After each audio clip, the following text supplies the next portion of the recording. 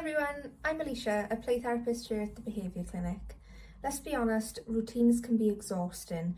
Bedtime, homework, brushing teeth, getting dressed, and sometimes it can feel like every step turns into a battle.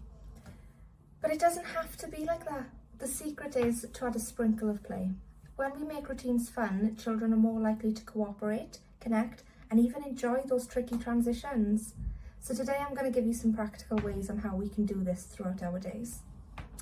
You may be thinking, well, how does that even work? Well, play is a child's natural language. It's the way that they communicate.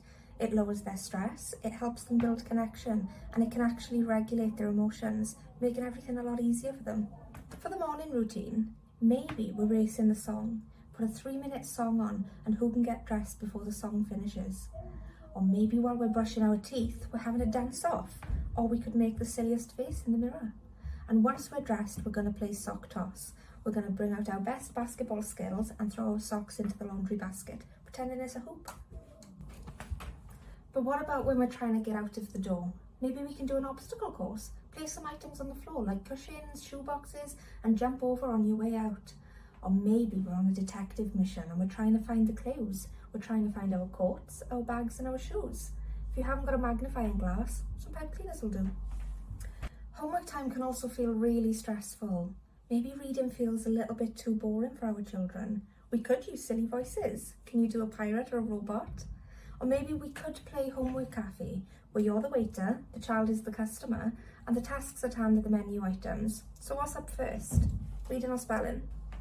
And then comes bedtime. But maybe we can build a story tonight. You say one line, the child says the other, and together you can create whatever world you want. Or maybe we're swapping roles. The stuffed animal can tuck us in first, and then we can do it later. So play doesn't mean chaos. Play doesn't mean that routines fall apart, but it does mean that there's less arguing, less resistance, and maybe some more willingness to join in. Time is precious, but you don't need lots of extra minutes. Just start to sprinkle some playful moments into what you're already doing. And then routines become remembered for being playful, safe, fun, and not a stressful battle. If you'd like more practical advice on calmer mornings, sign up to this month's workshop, Trauma-Informed Planning for School Morning Routines. You can join us by signing up using the link in the video. And don't forget to like, subscribe and share this video so more families can find a little more fun in their everyday routines.